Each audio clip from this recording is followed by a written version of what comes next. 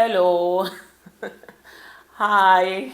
How are you doing? Hope you're doing great. So you're welcome back to my channel, and I hope you're still here with me. I know due to last week's video, I saw the comments, and I know some of you are disappointed. I just want you guys to be aware of what is going on. There are countries with really tight immigration, but people still go there and they still succeed. But does that mean like are these immigration laws fair? No. So we are talking about a country that it's like a U-turn, you know.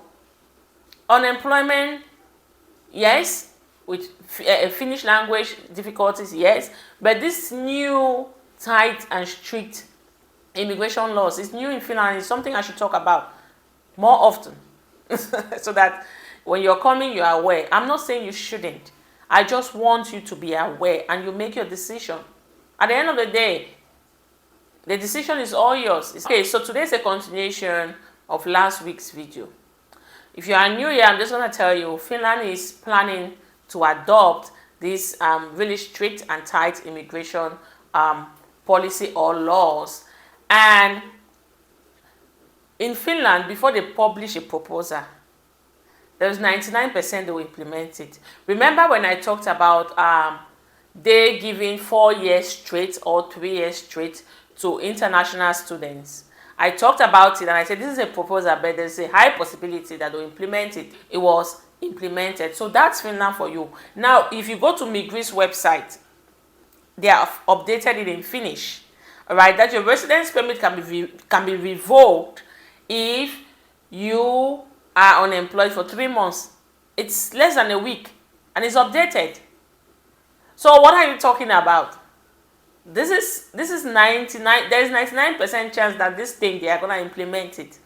So you need to be ready. I want to focus on the change as an international student because, like I mentioned, it cuts across asylum seekers, work-based immigrants, and students as well. So I want to focus on students. At the beginning of this implementation of fees, the least or the average was 2,500. I remember Savonia University of Applied Science, you could pay 1,800 for fees for the entire academic year. And then it moved to 2,500. And then it moved to 3,000. And now you still have 3,000, you still have 4,000, you still have 6,000 for a bachelor's program in a University of Applied Science.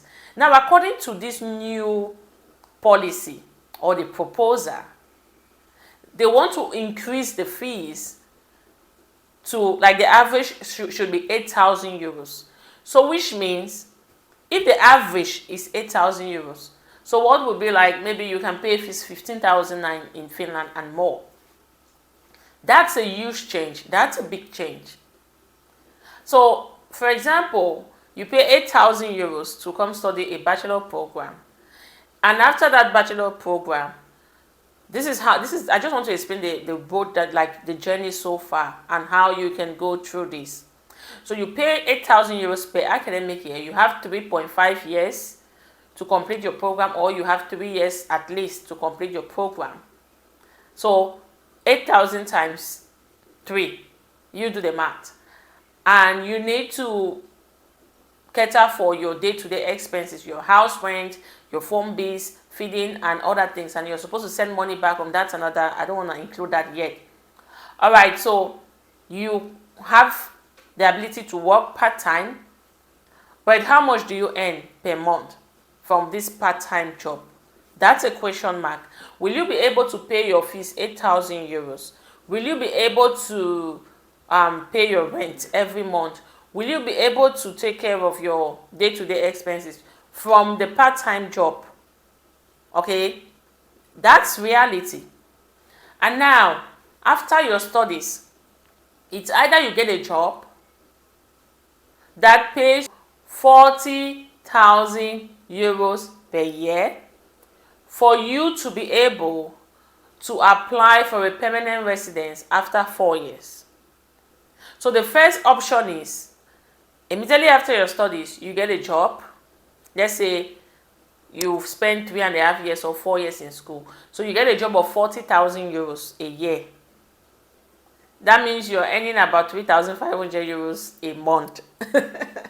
I don't know, why am I laughing? It's not something that is common in Finland, anyways. For you to earn that amount, it's not that common. Sorry, it's not that easy. So if you get that job, you'll be able to. Then you are supposed to study the language.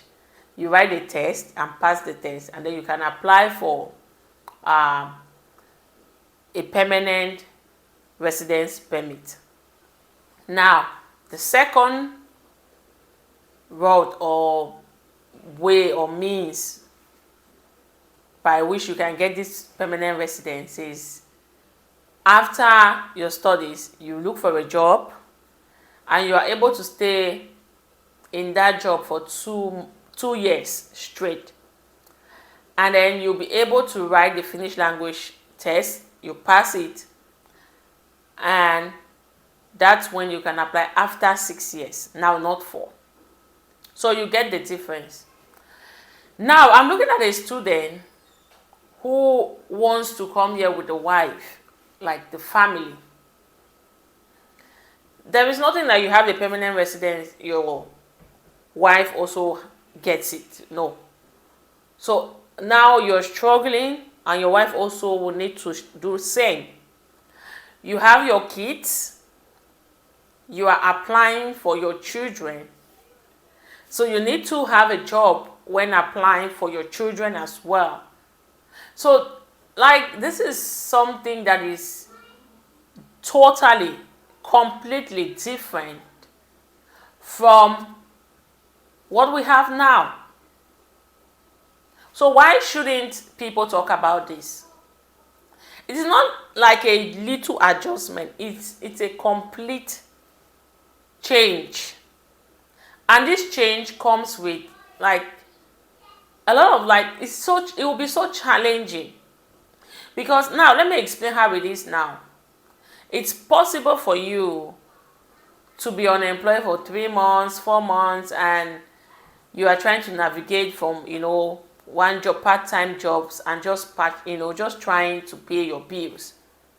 You don't have to worry about your residence permit being revoked or whatever. That's peace of mind while you're trying to navigate it.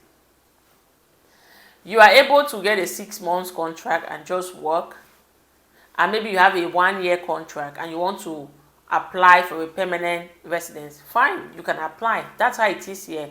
And you are not supposed to write the Finnish language test or exam. But just imagine moving from here to you must get a job. Now it's a must and you must stay on that job. So this is a big change. So when you're moving, before you move here as an international student, you need to consider all these things. I have always stressed here that it is important for you to know the language of the host country. I'm not against people, studying Finnish language.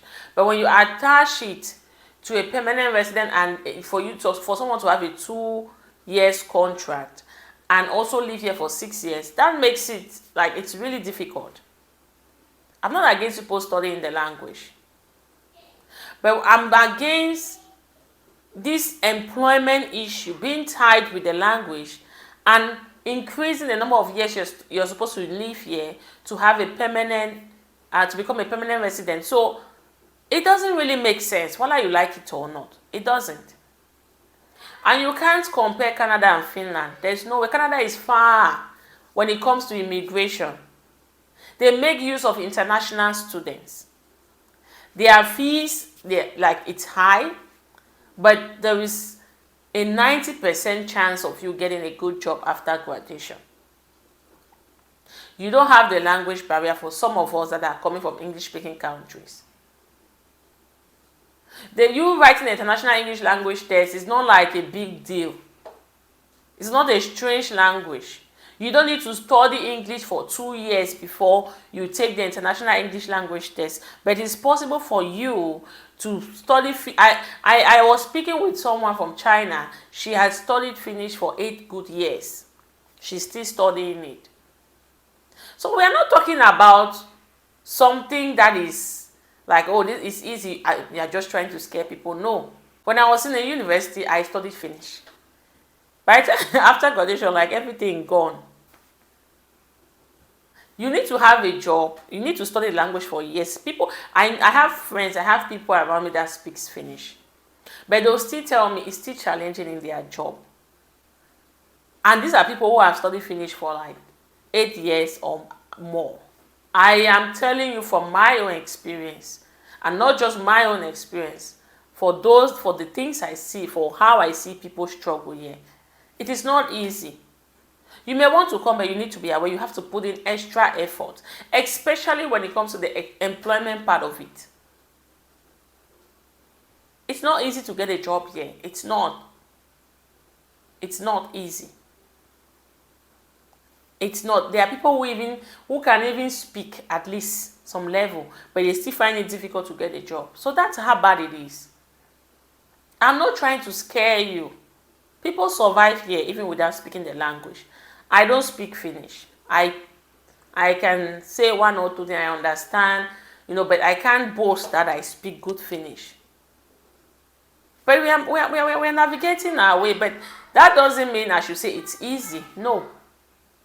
It's not. I just want you to be aware before moving. Creating an awareness is not discouragement. It's not. If you think you can still make it through, if you think 8,000 euros, you can pay 8,000 euros for your fees and you can still say it through, fine, you can come. But now you already know. It's good to know so you can strategize. So that when you come in here, you take the Finnish language serious. I didn't take it serious because there wasn't any law like this. By the way, before moving, there was not a YouTuber that I was listening to, So if I'm giving you the information, it's not to scare you, please. That's not my intention. I want you to be aware of the current situation in Finland because I think it's my responsibility to do that. If I'm telling you to come to Finland, to come study and settle in Finland, I should be able to update you and tell you what is going on and how you should be able to navigate through this new government, because this is for the new government is going to be there for 4 years. So it's not something that by next year, oh, it's gone. So that's the reason why I'm updating you.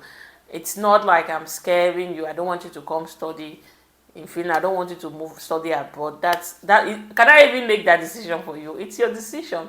I'm just giving the information, and it's not as if I'm exaggerating. I always put links, and I always advise you to go there. So you can go there and read it, and then you come back and contradict. But if you just listen and you just contradict based on your own knowledge, I don't think that's fair. Read it. Not just go to the national news. I put it there. All right, you'll be able to see what's going on, and you'll be able to follow the situation, and you know what to comment. All right, there's so much going on in the world. We should spread love. We should spread light. We shouldn't be bashing at people online. All right, so thank you so much for watching. I thank you for your comments. Comment below. Let me know what you think about this. We can disagree to agree, but we don't need to insult. We don't need to use harsh words. That's the thing. You don't need to insult someone. You don't need to use harsh words on someone. You can make your point. All right, and we move on. Okay, that's how we learn and grow together. All right, so see you next week. If you have any question about this, please leave your comments below. So like this video, invite your friends, share. God bless you. Bye.